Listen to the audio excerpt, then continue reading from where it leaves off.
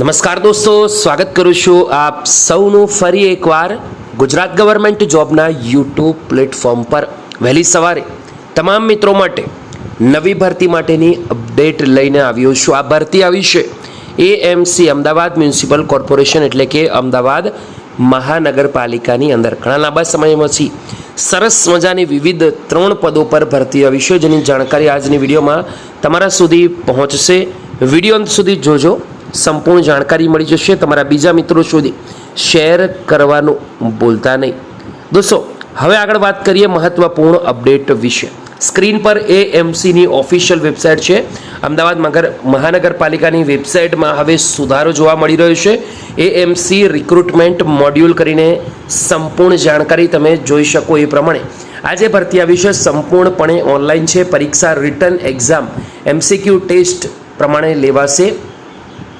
દોસ્તો, આગળ વાત કરીએ તો 3 વિવિધ ભરતીઓ છે. પહેલી જાહેરાત છે 3જા નંબરની, એ છે ચીફ ઓફિસરની. બીજી છે એડિશનલ ચીફ ઓફિસરની ફાયર વિભાગમાં.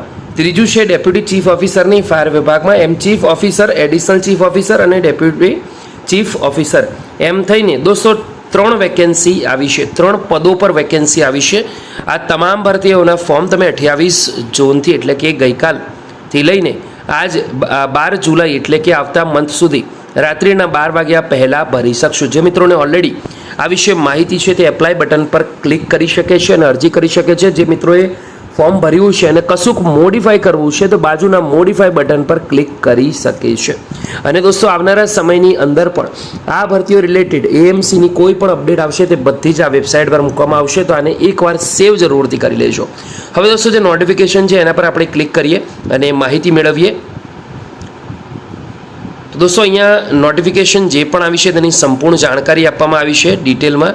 આપણે દોસ્તો હાલમાં તો જે વેકેન્સી આવી છે તેના માટે જે ન્યૂઝ કટિંગ છે એના પર નજર કરીએ તો એએમસીનું આ ન્યૂઝ કટિંગ છે.